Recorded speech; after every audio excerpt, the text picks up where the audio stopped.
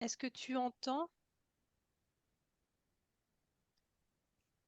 Ça y est, l'enregistrement est lancé. Voilà, on attend encore un petit peu ou on fait déjà l'intro tant que ça fait Déjà. arriver les autres. Ouais. Mhm.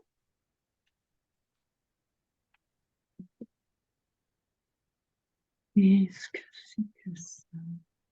Il y a des questions avant qu'on commence? Oui, voilà. Est-ce qu'il y a des questions en début?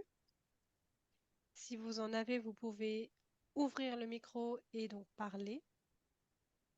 Je voulais juste savoir si c'est très interactif ou pas, parce que je suis dans l'espace de coworking. C'est juste pour savoir si je dois me déplacer, si on va beaucoup parler. Si c'est vite fait. Ça va être plus style conférence. Donc, il y aura peut-être des questions en cours de route, mais on va pas vous faire trop interagir. On va peut-être poser des questions, mais ça sera dans le chat. Mm. Que vous Ok, pourrez bah ça va. répondre. Merci. Voilà. Et une question à vous, c'est la partie interactive. Qui travaille déjà avec l'autre culture? C'est-à-dire si vous êtes français avec des Allemands ou Allemands avec des Français. Répondez oui et dites oui avec des Allemands, par exemple, pour moi, dans le chat, qu'on ait une idée de qui est déjà exposé à l'autre culture.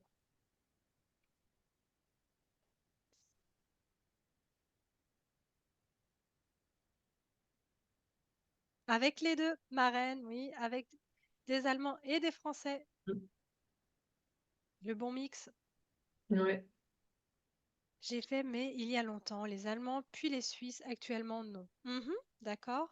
Donc ça va être un rafraîchissement, je ne sais plus parler français, rafraîchissement de mémoire, on va dire. On va se rafraîchir la mémoire. Donc il y a les souvenirs de comment c'était avant. Est-ce que ça a changé avec le temps? Ouais, tout à fait. Est-ce que ça évolue? Et les Suisses, c'est pas Tout pareil. à fait ça. Ouais. Pour les Suisses, c'est pas pareil. Il y a des rivalités entre les francophones et les germanophones. Ouais. Ah, ça doit être beau à voir.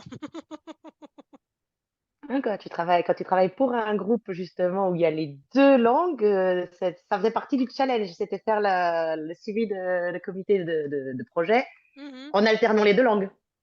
Pas en traduction pure, mais en ménageant les deux. mhm. D'accord.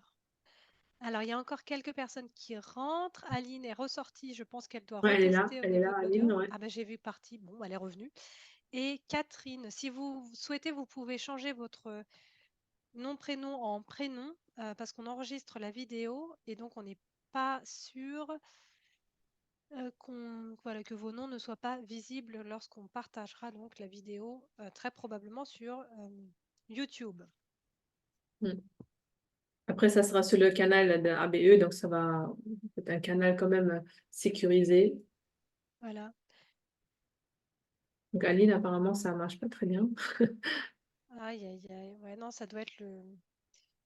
Des fois, c'est des. Ouais, les paramètres, Les ouais. paramètres dans les téléphones, ça passe, ça change d'un truc à l'autre. Mm. Mais bon. Par chance, il y a l'enregistrement. Oui, tout à fait. Donc, D'accord. est-ce que tu veux qu'on commence, Anne-Cécile? C'est parti. Allez, c'est parti. Donc, bienvenue donc officiellement à tout le monde à ce webinaire. Comment faire coopérer les équipes franco-allemandes. Donc, on va parler à la fois donc, des différences interculturelles franco-allemandes qui peuvent donc faciliter ou freiner la coopération et justement la construction d'équipes. Et on va aussi parler des aspects organisationnels et les différentes phases de team building. Donc, c'est pour ça on est deux aujourd'hui. Donc, il y a Anne-Cécile et il y a moi-même. Donc, il y a une Française et une Allemande. C'est un sujet franco-allemand. Donc, Anne-Cécile, je te laisse te présenter. Alors, je suis française. J'ai étudié aux États-Unis les sciences de l'organisation, ce qui m'a amené en fait à vouloir vraiment faciliter le travail des gens. Et c'est pour ça que je suis facilitatrice en organisation ou réorganisation et changement. D'accord. Et donc, pour moi-même, je suis allemande. Donc, je suis originaire de la région de la Ruhr et j'ai passé 14 ans en France. Donc, j'ai fait des études franco-allemandes dans le management interculturel. Et j'ai travaillé pendant 14 ans donc en région parisienne chez Bosch et chez Stihl. Et maintenant, je suis formatrice interculturelle, coach professionnel. Et je suis aussi certifiée en de profil DISC et en diversity management. Et avant qu'on commence, Anne-Cécile, je voudrais bien te poser une question, parce que là, on a déjà interrogé les participants, quelles sont leurs expériences avec le franco-allemand. Et toi, du coup, en tant que Française en Allemagne, qui a déjà travaillé avec des Allemands, qu'est-ce que tu as constaté comme différence? Est-ce qu'il y avait des choses qui t'ont particulièrement choquée ou interpellée, peut-être? Oui, je me rappelle au tout début quand j'ai commencé à travailler avec des Allemands, donc entreprise bien allemande avec que des Allemands. Ma première séance de feedback, j'ai été tellement prise de court par les attaques que je trouvais très personnelles que je suis rentrée chez moi et j'ai pleuré. Parce que Ah je oui, ne m'attendais pas à avoir des feedbacks aussi directs. Enfin, je ouais, n'avais pas ouais, l'habitude. ouais. Et quelque chose sur le côté plutôt marrant, c'est que quand je travaille avec des Allemands, je les vois qui planifient, qui planifient, qui planifient, qui planifient, qui planifient. Et moi, je me dis, mais ça va faire 5 minutes que j'aurais déjà commencé à travailler. Mhm. Et donc, j'admire cette capacité à tout planifier parce que moi, j'y vais, quoi. Je fais les choses. Et je pense que c'est vraiment très culturel comme différence. Et Ouais. toi, de ton côté, Marraine, quelles ont été tes belles surprises ou tes moments de «Oh, quelle différence!» Ouais, les belles surprises, c'était à chaque fois au moment du déjeuner, quand je travaillais en France, parce que les longues pauses déjeuner où on prenait vraiment le temps de partager un bon moment ensemble, de connaître l'autre personne. Pour moi, c'était très agréable parce que pour moi aussi, les relations personnelles sont très, très importantes. Et le côté qui m'a un peu plus choquée, interpellée, c'était le rapport avec mes anciens chefs qui étaient très, très autoritaires. Et moi qui avais l'habitude d'être consultée, ouais, consultée avant de prendre des décisions ou autres, et j'avais toujours mon mot à dire. Et là, tout d'un coup, on m'a dit non, non, tu fais comme ça. Et dès que je voulais questionner, mais pourquoi? Ça n'a pas de sens pour moi. La réponse était bah, parce que je te l'ai dit, je suis ton chef, donc c'est comme ça. Et j'avais beaucoup de mal avec ce rapport très hiérarchique et très autoritaire en France, par exemple. Mhm. Et avec ça, on est déjà pleinement dans les différences interculturelles. Donc déjà, il y en a plein entre allemand et français. On ne se rend souvent pas compte. Et c'est pour ça que je voudrais bien commencer et vous montrer donc, ce schéma suivant. Donc en fait, c'est un schéma qui a été fait par Erin Meyer. Erin Meyer, c'est une franco-américaine qui a un peu repris les études de Geert Hofstede, qui était un des plus grands anthropologues et qui a vraiment été précurseur dans l'interculturel. Et Erin Meyer, elle a rendu un peu ses résultats un peu plus applicables dans le domaine de l'organisation, de l'entreprise. C'est beaucoup plus compréhensible. Donc, elle a développé ces 8 échelles sur lesquelles elle a positionné les plus grands pays du monde pour ainsi expliquer les différences interculturelles de manière très visible. Donc là, par exemple, en rouge, vous avez la courbe pour la France, pour la culture française, et en jaune, la courbe allemande. Et là, ce qui saute aux yeux tout de suite, c'est que là, ici, tout de suite, vous avez un gap. Donc, la communication ne se passe pas de la même manière. Donc, ce qu'Anne-Cécile a raconté, ses expériences de feedback, ça en fait partie, par exemple. Après, ici, il y a un autre grand écart pour la manière de prendre les décisions, mais aussi comment est-ce qu'on établit des relations de confiance. Et bien sûr, tout ce qui est planification et organisation, ça fait partie d'une des plus grandes différences interculturelles. Donc, bien évidemment, on ne peut pas couvrir toutes les différences lors d'un webinaire de 1 heure, mais je vais quand même mentionner quelques-unes. Et surtout, on va à chaque fois essayer de donner l'information quelle différence peut jouer un rôle à quel point du cycle de développement de l'équipe. Mais en fait, comment ça se passe, Anne-Cécile, le développement de l'équipe interculturelle? C'est une très bonne question. En fait, quand on regarde comment s'organise une équipe dans le temps, on voit qu'il y a 5 phases. Et donc, là, on va voir un beau cercle qui va apparaître. Et en fait, la première phase, c'est la phase de formation ou de forming, parce que ce concept vient de l'Angleterre, enfin des États-Unis, pardon. Et c'est un concept qui s'appelle Team Uhr en anglais ou Team Clock en allemand, en anglais, bref, vous avez compris. Et la première phase, c'est la phase où les gens se rencontrent pour la première fois et apprennent qu'ils vont devoir travailler ensemble.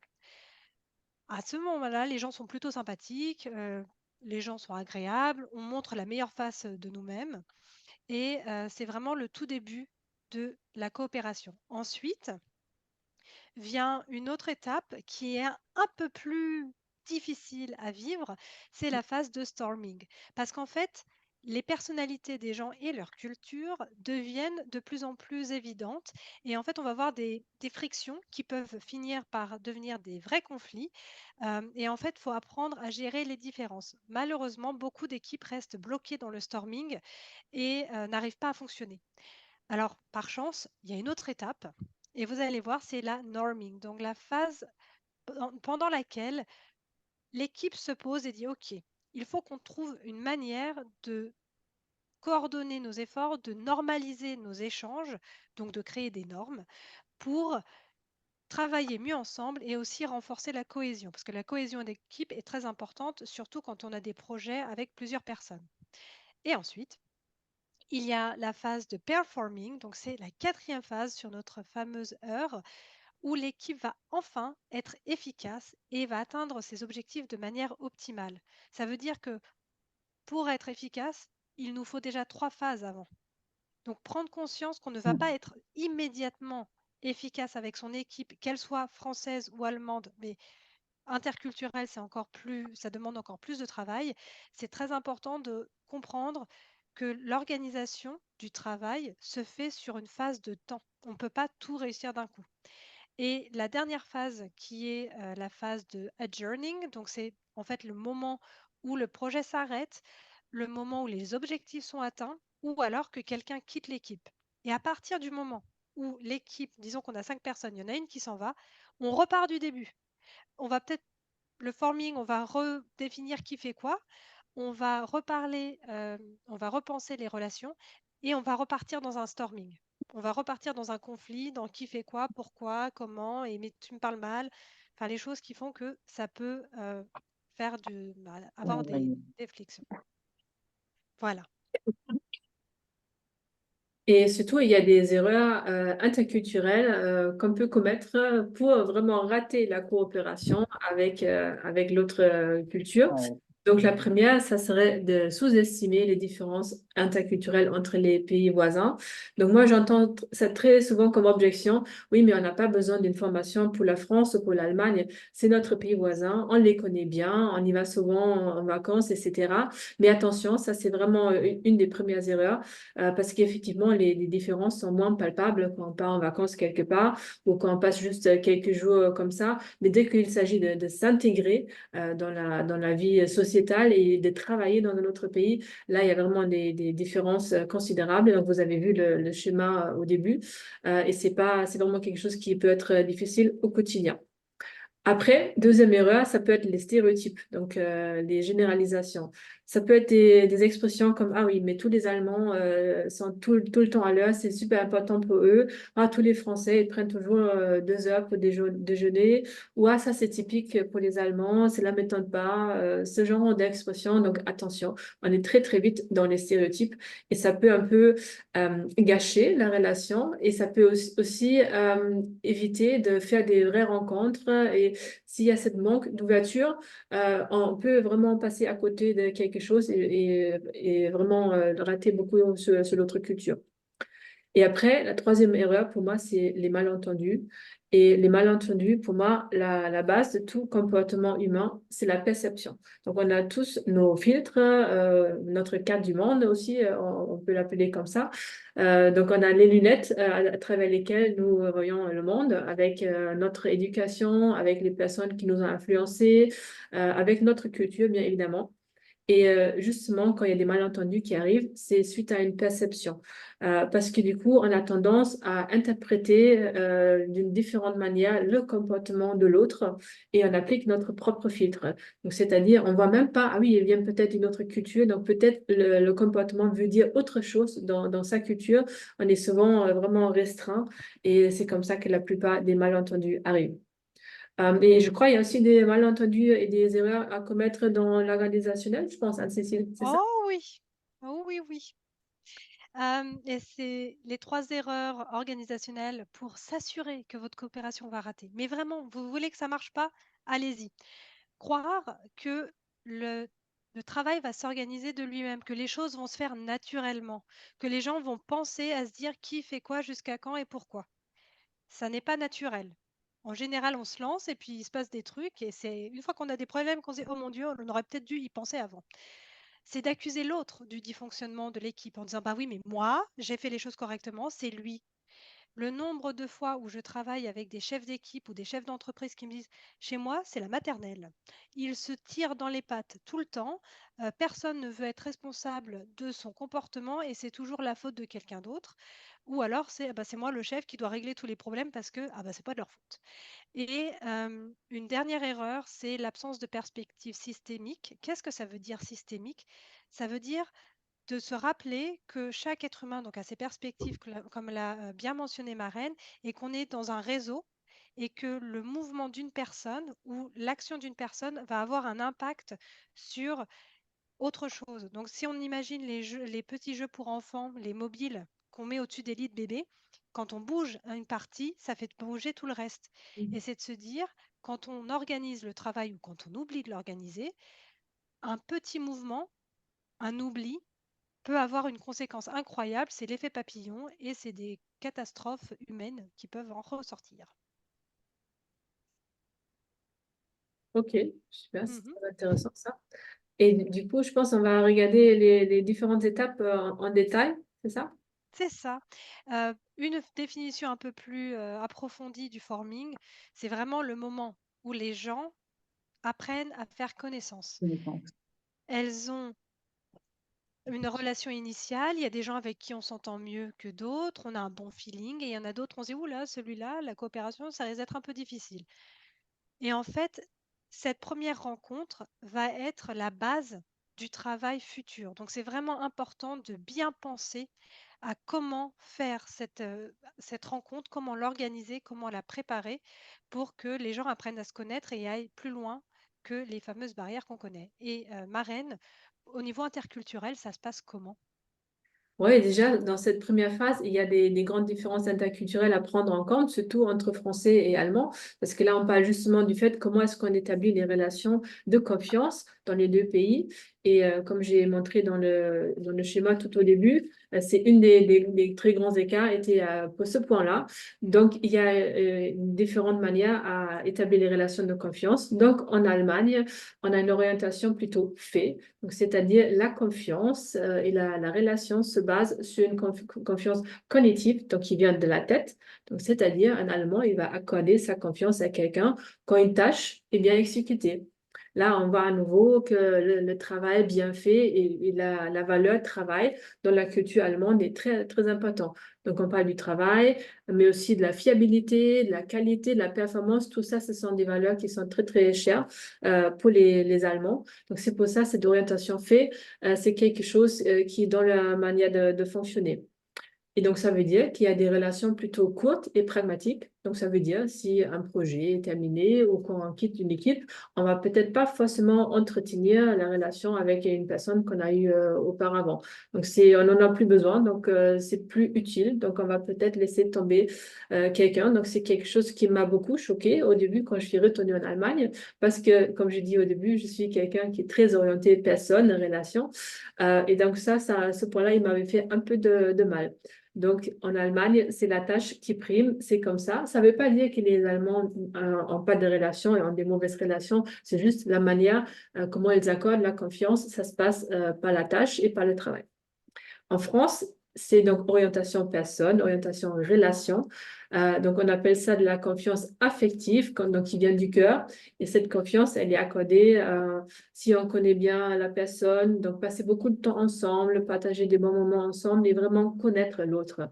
Et connaître, dans cette phase, au début, c'est très important. Et là, on ne parle pas uniquement de connaître le fonctionnement ou le rôle de l'autre, mais aussi le côté personnel. Qui est vraiment cette personne?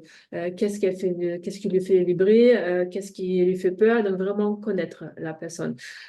Et c'est pour ça, c'est important pour les Français de passer parfois beaucoup de temps à table, parce que justement, oui, bien sûr, la gastronomie française a bien sa réputation, mais c'est aussi pour vraiment faire connaissance avec les autres et pour échanger. C'est ça qui est derrière.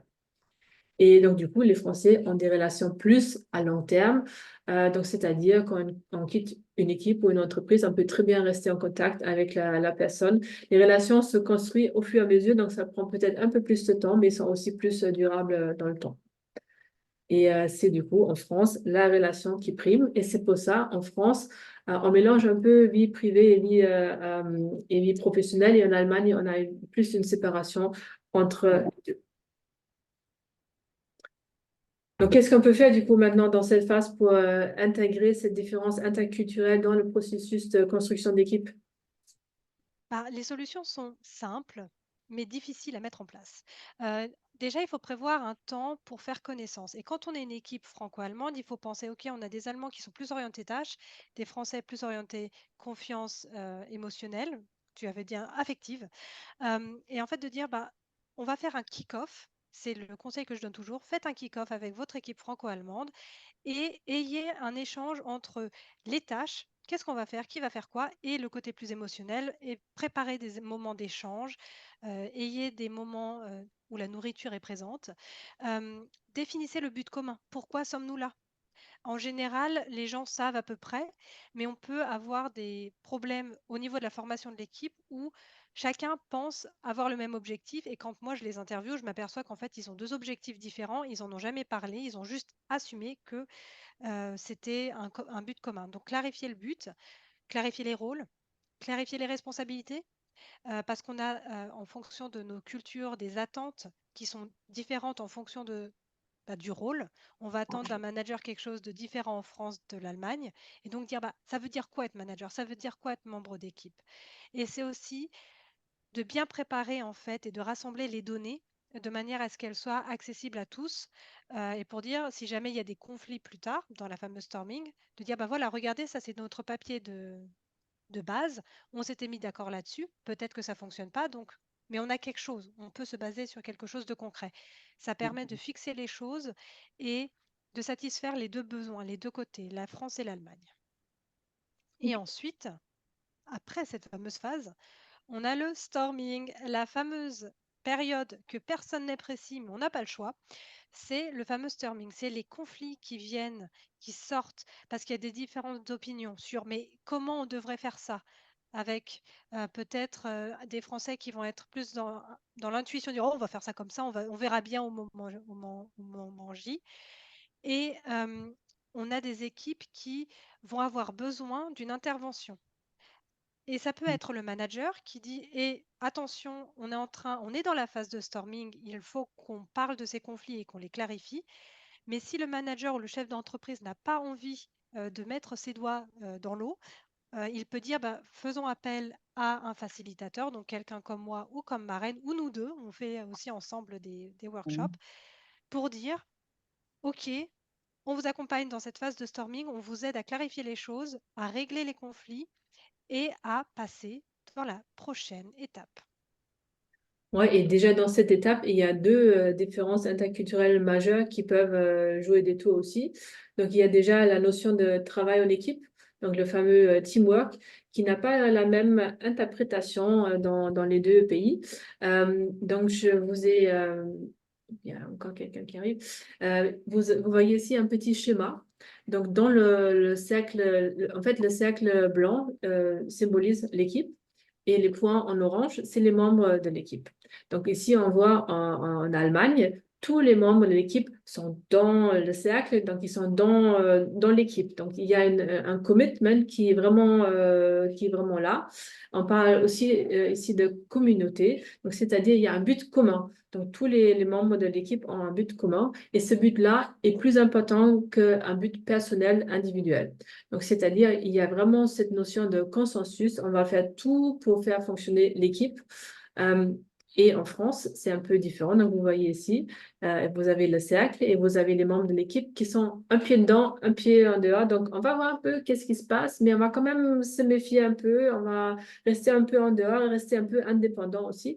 Il y a aussi cette notion-là. Donc, c'est plus un groupe d'individus en France. Donc, c'est-à-dire, c'est une notion plus individualiste. Donc, forcément, ils n'ont pas la même définition de qu'est-ce que c'est un travail en équipe. Donc en Allemagne, on préconise vraiment que c'est un concept de partenariat. Donc tout le monde et tous les membres sont égaux. Il n'y a pas quelqu'un qui est plus important que l'autre. C'est une logique de coopération. Et du coup, vraiment, l'importance, c'est le groupe et le consensus. Donc, on va faire tout pour trouver un consensus entre tous les membres. En France, c'est du coup une approche plus individualiste, donc une logique de compétition. Donc, c'est-à-dire le but individuel peut être plus important que l'objectif du groupe. Et en plus, on va peut-être essayer de se mettre dans la lumière et de voler un peu le show des autres et se montrer. Donc, ça, c'est quelque chose qui peut arriver. Donc, forcément, ça va un peu interpeller les Allemands qui ne vont pas du tout être dans cet objectif-là. Et du coup, c'est vraiment le consensus en France, c'est considéré comme un résultat qui est tiré vers le bas, parce que finalement, on se contente de quelque chose qui est moins bon. Mais pour les Allemands, c'est mieux que tout le monde soit d'accord. Donc, c'est vraiment l'importance n'est pas donnée aux mêmes choses. Et après, c'est aussi cette volonté de consensus se retrouve aussi dans le processus de prise de décision. Parce que vous voyez ici comment ça se passe en Allemagne.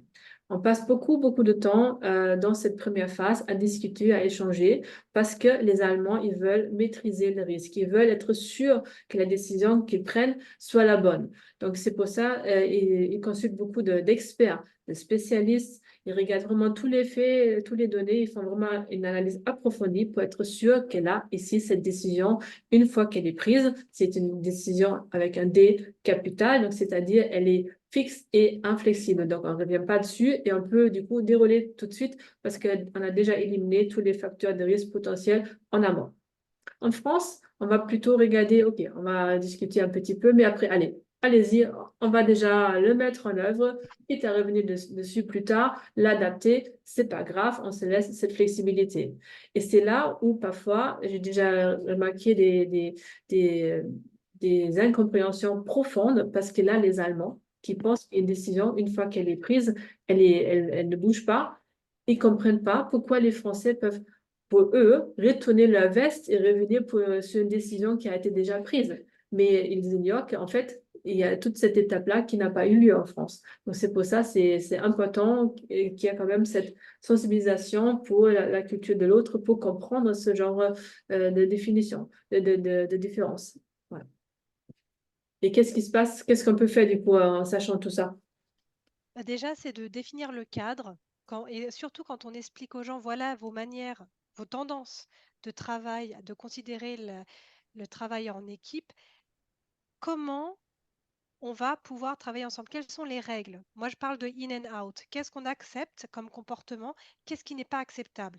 Et de faire ce travail ensemble lors d'une réunion et de prévoir en fait autour, enfin, surtout quand on a le storming, d'avoir des périodes de points d'échange qui sont réguliers. Dire, on s'est mis d'accord là-dessus, on voulait essayer ça, est-ce que ça a marché, est-ce que ça n'a pas marché, si ça n'a pas marché, qu'est-ce qu'on fait?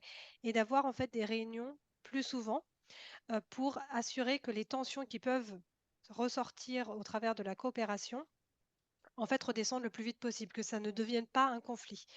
Et aussi de parler avec transparence, euh, de jouer, en fait, de mettre ses cartes sur la table et dire voilà, on est ensemble, c'est comme ça que je vois les choses, c'est comme ça que je ferai les choses, comment on travaille. Et c'est vraiment la question de comment on fait les choses ensemble, comment on résout les problèmes ensemble, au lieu de dire oui, mais non, mais lui, il a tort. C'est le Gemeinschaft, le ensemble allemand, avec cette idée de on a tous des compétences et des connaissances, unissons-nous et faisons en sorte que ça marche. Et ça, on peut aussi très bien faire des workshops pour régler les problèmes. Pardon, je me Ouais, suis pas de souci, vas-y. trop vite. Ensuite, une fois qu'on a résolu les gros problèmes, les gros conflits, qu'on a clarifié comment on allait travailler ensemble, qui faisait quoi, comment on réglait les tensions quand elles apparaissent, on est dans une période en fait où on va mettre en place les normes et on va les tester et on va se mettre d'accord sur notre fonctionnement. Parce que quand on est en pleine dispute, on se dit OK, ouais, ça va pas, on va peut-être faire autrement. Et ensuite, on les met en place. on essaie de créer donc de la cohésion en se disant, OK, je peux faire confiance à l'autre. Et donc là, on se rappelle du type de création de confiance entre la France et l'Allemagne. En Allemagne, le travail bien fait compte beaucoup plus que la confiance affective et inversement. Donc, comment on s'assure qu'on a les deux dans cette phase de norming, qu'on regarde les tâches, qu'on dit qui a fait quoi jusqu'à quand, qui est feedback, et là vraiment de se mettre d'accord sur des systèmes de feedback pour que ça passe au niveau des cultures. D'accord, Je te laisse la main. donc dans cette phase-là, c'est la communication qui est très importante, c'est ça? C'est toujours très important, mais là encore plus. Là encore plus. Et c'est justement là où il y a encore d'autres différences interculturelles parce que vous savez certainement que les Allemands et les Français ne communiquent pas de la même manière. Il y a vraiment un autre style de communication. Donc, vous savez que normalement, les Allemands communiquent de manière plus directe, explicite, et les Français plutôt subtilement, indirect, implicite. Donc, ça, vous savez certainement. Donc, je vais vous expliquer un peu plus pourquoi il y a ces différences. Donc déjà, il y a pour moi trois raisons pour ça. Donc déjà, on parle de l'histoire du pays. Donc est-ce que c'est une culture qu'on appelle low context, donc plutôt jeune, comme la culture allemande, qui existe que depuis la réunification allemande. Donc du coup, dans des cultures plutôt jeunes, les États-Unis en font partie aussi, et il y a peu de références communes, donc c'est-à-dire on n'a pas encore eu beaucoup de temps ensemble, qu'on a partagé ensemble. Donc, finalement, on n'a pas forcément les mêmes références. Et c'est pour ça, ces cultures-là ont tendance à communiquer plus directement et explicitement pour être sûr, en fait, on part du plus petit dénominateur commun pour être sûr que l'autre comprenne. C'est vraiment ça le principe. Et c'est aussi pour ça qu'il y a très peu de communication non-verbale, donc c'est-à-dire les gestes, les mimiques vont jouer un rôle moindre dans la culture allemande. Et donc, je vous ai dit, il y a trois raisons. Donc, la première raison, c'est donc, est-ce que la culture est ancienne ou plutôt jeune? Et la deuxième, ce sont les valeurs. Donc, à nouveau, les valeurs, c'est un peu les fondations de la culture. Donc, je pense que vous connaissez tous le schéma du iceberg où on a vraiment la petite pointe de l'iceberg qui sort de l'eau, qui symbolise les éléments visibles d'une culture, les symboles comme les drapeaux, la tour Eiffel, la porte de Brandebourg, etc. Et vraiment très, très profondément sous l'eau, un peu caché, il y a donc l'aspect plus caché de la culture et les valeurs en font partie. Et là, en Allemagne, il y a des valeurs comme la transparence et l'honnêteté qui jouent un rôle primordial. Et si on regarde donc en France, c'est une culture qu'on considère comme high context parce qu'il y a une longue histoire partagée. La France, c'est vraiment dans l'époque gauloise, hein, c'est ça. Et aussi en France, il y a un autre facteur important, c'est la centralisation. Vu que la centralisation, c'est très populaire et les enfants, ils sont déjà dans le système dès 2 ans et demi, 3 ans, ils vont déjà à l'école. En Allemagne, c'est un peu plus tard et pas aussi longtemps. Donc, ils sont un peu déjà formés et imprégnés de ce système. Et c'est pour ça qu'il y a beaucoup plus de références communes qui ont été transmises. Et c'est pour ça qu'il y a une communication qui marche plus par allusion. En fait, une culture high context, c'est comme un vieux couple. Parce que souvent, quand on est ensemble depuis très longtemps, on sait déjà exactement ce que l'autre va dire. On arrive à déduire avec les gestes, les mimiques, etc. Et souvent, l'un finit la phrase de l'autre. Donc, les cultures high context, c'est exactement ça. Donc, tout marche par allusion, c'est parfois très, très subtil. Et donc, du coup, la communication non verbale est beaucoup plus importante, donc c'est-à-dire l'importance des gestes et des mimiques. Et on a discuté hier de ça avec Anne-Cécile et j'ai dit, les Français, normalement, ils ne font pas de très, très grands gestes avec les mains comme les Italiens ou les Espagnols, mais il y a beaucoup de mimiques avec les yeux, avec les sourcils qui se passent. Et du coup, je dis à chaque fois aux Allemands, attention, il faut être un peu réceptif et attentif à tout ça. Et les valeurs qui sont derrière tout ça, côté France, sont l'harmonie et l'appartenance. Donc, on retrouve ici à nouveau l'orientation personne et relation. C'est un peu lié malgré tout. Et j'avais dit qu'il y a trois raisons, donc je vous ai donné que deux. Donc, la culture, enfin, l'histoire du pays et les valeurs. Troisième, c'est la langue. parce que la langue allemande contient à peu près 500 000 mots et la langue française à peu près 70 000 mots, donc beaucoup, beaucoup moins. Donc en Allemagne et en anglais aussi, c'est pareil, il y a un mot précis pour chaque chose et chaque truc. Et en français, on a souvent ce qu'on appelle des homonymes, donc des mots qui sonnent pareil, mais qui ont une autre signification. Donc, il faut être attentif au contexte, donc à nouveau le contextuel, pour comprendre quelle signification est appliquée à ce moment-là. Et il y a aussi une différente manière à dire non. Est-ce que vous connaissez comment on dit non en français? Moi, j'ai identifié qu'il y a 3 mots qui signifient non. Donc, le premier, ça peut être Oui, mais. oui, dis-moi Alice, oui. Oui, mais. Plus tard. Moi, j'ai identifié, il y a le je ne sais pas, il y a le on verra et il y a le peut-être. Donc, à nouveau, en fonction du contexte, ça veut dire non. Et comment est-ce qu'on dit non en allemand? Nein. Nein. Ben voilà, exactement, c'est très direct. Et c'est ça qui peut souvent choquer les Français de prendre vraiment un non ferme. Comme ça peut être très, très. C'est un peu rude parfois pour les Français. Voilà, donc ça, c'est pour la communication. Donc maintenant, qu'est-ce qu'on peut faire du coup pour surmonter ces problèmes de communication dans la phase de norming, hein, Cécile?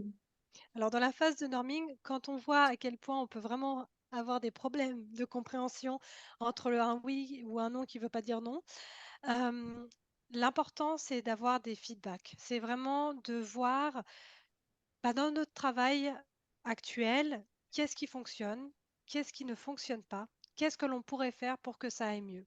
Moi, j'aime bien utiliser le système le Ample System, donc le système des feux rouges, feu vert, feu orange. Feu Ouais. vert, ça marche. Feu orange, ça pourrait être mieux. Et feu rouge, c'est un no-go. C'est vraiment de dire dans notre travail, qu'est-ce qu'on fait? Reformuler les messages, se rappeler que peut-être que quand on, surtout en français avec ces homonymes, qu'on pourrait être mal compris. Et en général, on s'aperçoit qu'on n'est pas compris quand la personne répond à côté de la plaque. Et de dire, OK, je reformule ce que je dis, mais aussi de reformuler ce qu'on a compris de ce que dit la personne. Et de faire attention au langage corporel avec les Français qui jouent plus avec leur visage, c'est plus vivant. Et on se rappelle de Markel, on en a parlé aussi hier avec Maren, avec le fameux, je ne sais plus comment on appelait ça, mais son Un route en allemand, Rauch, hein, c'est une losange, c'est ça, losange? le losange, où en fait elle avait une position et une expression très, très neutre, et de savoir que la neutralité allemande ne veut pas dire qu'il y a de la neutralité émotionnelle. C'est à séparer. Et d'éviter les stéréotypes comme je viens de le faire. Éviter les stéréotypes, c'est-à-dire quand on commence à dire ah oui, mais c'est parce qu'il est allemand ou ah, parce que c'est un français. Attention, prendre conscience qu'on est en train de se dire quelque chose sur l'origine de la personne et que c'est peut-être autre chose, qu'il y a peut-être un message caché qu'on n'a pas vu parce qu'on n'a pas assez de connaissance de la culture de l'autre. Et dans ce cas-là, de poser des questions et dire voilà, quand tu fais ça, comment puis-je l'interpréter? Ou je l'interprète comme ça, est-ce que j'ai raison ou est-ce que je suis à côté de la plaque?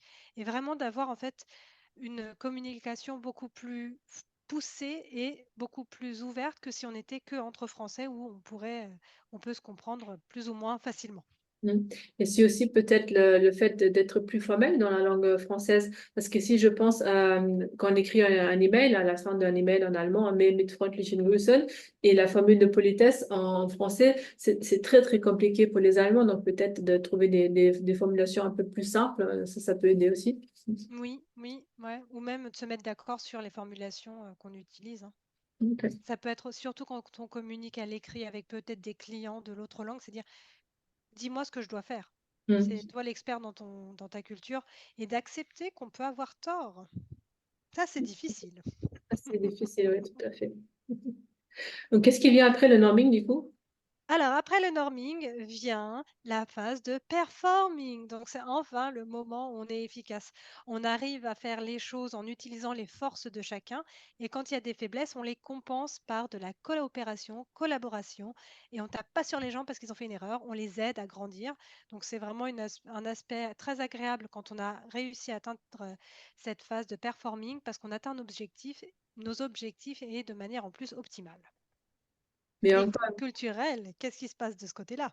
ouais, encore bah, le pair farming, ça fonctionne bien, mais à condition qu'on connaisse quand même les manières à travailler dans les deux pays, parce que là, à nouveau, ça, c'est pour moi la plus grande différence que moi j'ai vécue en tant qu'Allemande en France ou vice-versa. Donc, c'est cette fameuse perception du temps. Donc, la perception du temps, il y a beaucoup de choses qui en découlent. C'est pas uniquement comment est-ce qu'on travaille, est-ce qu'on est ponctuel ou pas ponctuel. C'est plutôt un état d'esprit. C'est un principe, c'est vraiment comment est-ce qu'on fonctionne. Et en fait, comment ça fonctionne? En Allemagne, on parle de perception de temps linéaire ou monochronique. Donc, c'est-à-dire, les Allemands ont vraiment tendance à compartimenter la journée en intervalles de jusqu'à 5 minutes. J'ai vu ça chez un collègue allemand qui avait mis une réunion à 11h05 et j'ai commencé à rigoler et je dis mais pourquoi tu as mis la réunion à 11h05? Et il m'a dit, comme si c'était la chose la plus normale du monde, bah oui, j'ai une réunion avant jusqu'à 11h, donc pour ne pas être en retard pour la suivante et pour pouvoir changer de salle, la prochaine, elle commence à 11h05. Donc, plutôt, à nouveau, cette approche pragmatique, mais c'est vraiment très typique de vraiment de compartimenter la journée en créneaux. Et donc, à chaque fois, un créneau est alloué soit à une personne, soit à une tâche ou à un groupe de personnes. Et c'est justement pour ça que c'est tellement considéré mal poli en Allemagne d'être en retard, parce que si on est en retard, ça veut dire qu'on grignote sur le créneau de quelqu'un d'autre. Et c'est ça vraiment qui est un signe de non-respect. Et du coup, ça n'a pas uniquement une influence sur le fait d'être ponctuel ou pas, mais vraiment comment est-ce qu'on s'organise et comment se déroulent les réunions. Donc, on va ici au milieu un schéma. Ça, c'est une gestion de projet franco-allemande ou entre pays monochronique et polychronique. Donc, en France, c'est appelé perception du temps flexible ou polychronique. Donc, c'est-à-dire on fait plusieurs choses à la fois. Et donc, si les deux pays travaillent ensemble sur un projet, ça peut se dérouler de telle manière. Donc, c'est-à-dire ici, en bleu, les Allemands font une tâche après l'autre. Donc, c'est vraiment de manière séquentielle. On commence une nouvelle tâche quand la précédente est terminée. On est focalisé sur cette tâche-là. Donc, on n'aime pas les interruptions. Donc, on veut vraiment continuer jusqu'à ce que ça soit fini. Et on avance doucement jusqu'à la fin du projet. En France, là, ici, on retrouve aussi la notion de groupe qu'on avait vu tout au début. On n'est pas tout à fait dans le groupe au début. Donc, on regarde un petit peu qu'est-ce qui se passe. On ressort du groupe, on fait autre chose. Et à un moment donné, on dit, oh là là, la deadline, elle approche. Donc, il faut qu'on accélère un petit peu. Donc, du coup, finalement, les deux manières à avancer, à travailler vont arriver au même but, au même moment. Par contre, si on est chef de projet et on fait un point ici, là, on va prendre peur. Hein. Et ça peut être vraiment, c'est du vécu. Ça peut être une grande source de conflit, de dispute, même d'incompréhension. Parce qu'ici, on ne comprend pas qu'est-ce qui se passe dans les pays polychroniques, pourquoi ça n'avance pas. Moi, je dis à chaque fois, il n'y a pas de meilleure manière à travailler, c'est juste une autre manière. Parce que finalement, côté polychronique, on a beaucoup plus de possibilités de réagir s'il y a des événements extérieurs, s'il y a des changements. On est beaucoup plus flexible et souple pour s'adapter. Là, ici, on a en Allemagne, si quelque chose ne se passe pas comme prévu, c'est panique à bord. Donc, c'est pour ça que je dis, il n'y a pas de meilleure façon de travailler, c'est juste une autre manière à travailler. Et je ne sais pas, est-ce que vous savez d'où ça vient, ces différences?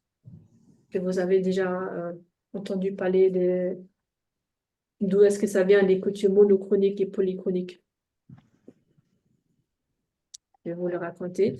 En fait, il y a deux pays dans le monde qui sont vraiment très, très monochroniques. Donc, c'est l'Allemagne et c'est la Suisse. Donc, pour la dame qui a déjà travaillé en Suisse, elle va peut-être confirmer ça aussi.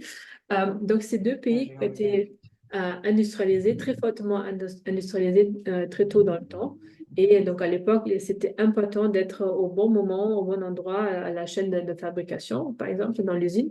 Et c'est du coup, le plus un pays est industrialisé, le plus il a tendance à être attaché à la ponctualité et à l'organisation parce que justement c'est l'industrialisation qui est derrière.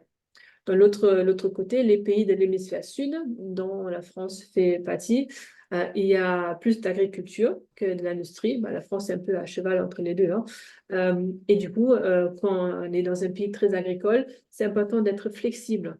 Et si jamais il y a du coup une tempête ou autre, c'est annoncé d'ailleurs pour aujourd'hui ici, chez moi, il faut être beaucoup plus flexible pour ramener la récolte à la maison.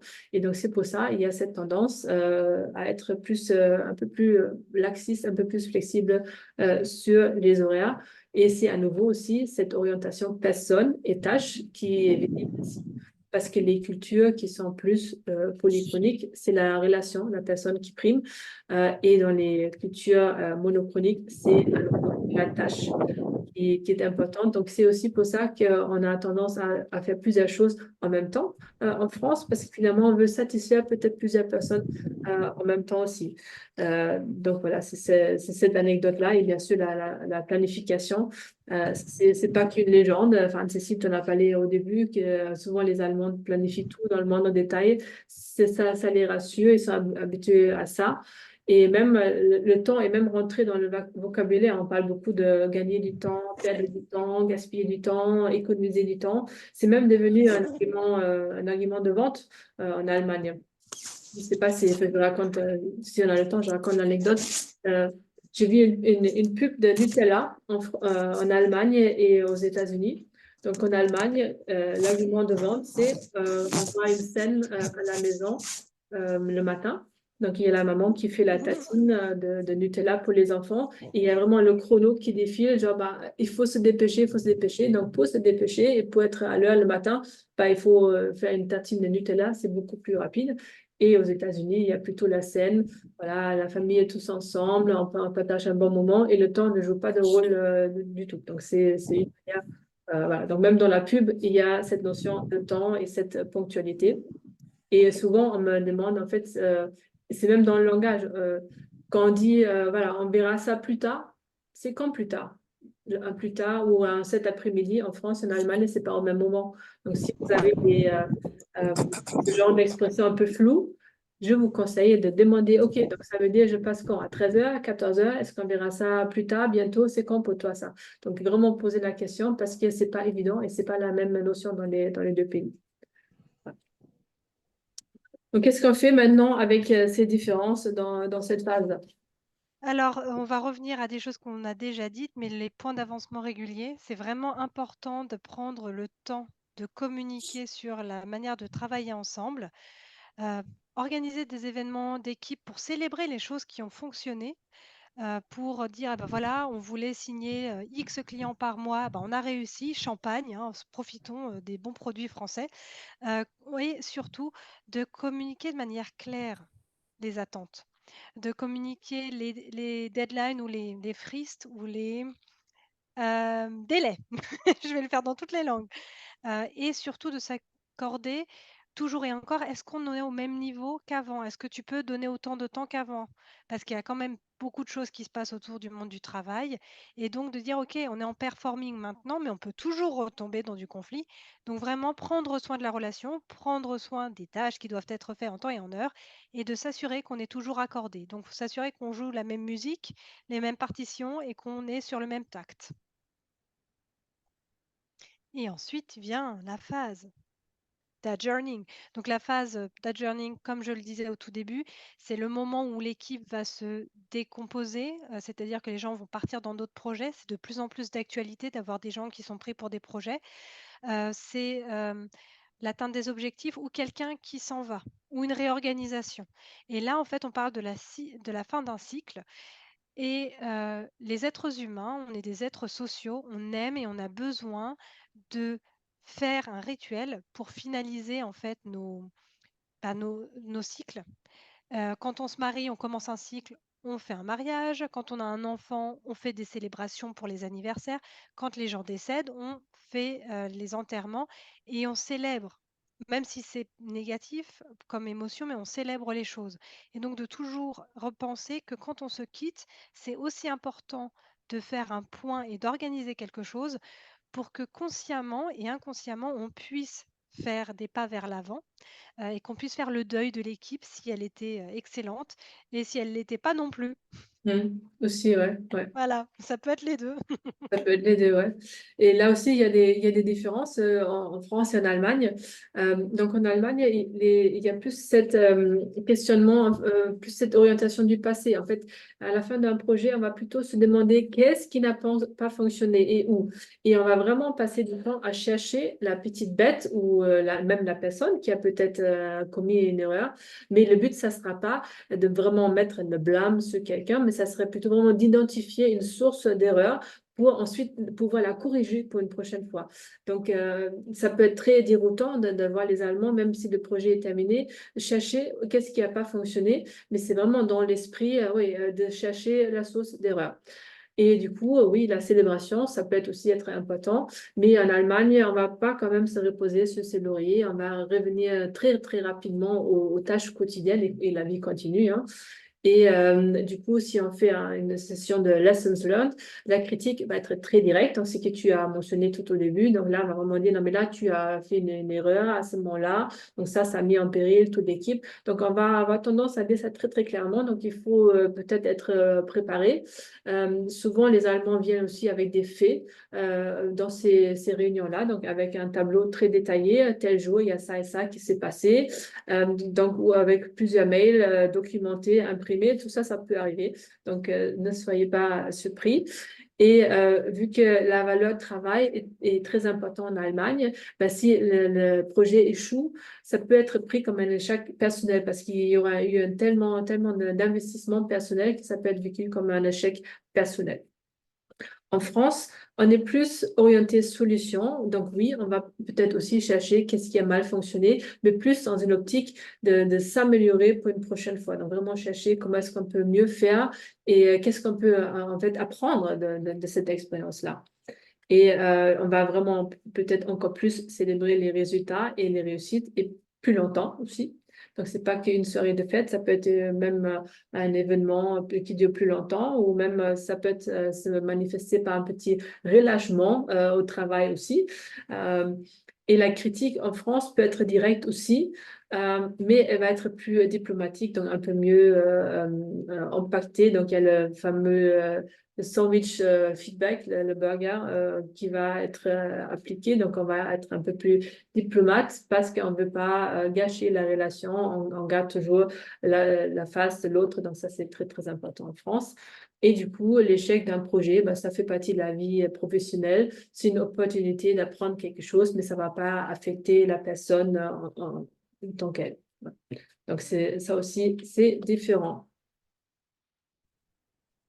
Et donc, dans ces périodes où les projets sont sur une fin et que on fait les fameuses rétrospectives où on regarde, pour les Allemands, sur 100%, il y a 20% d'erreurs et on se focalise là-dessus.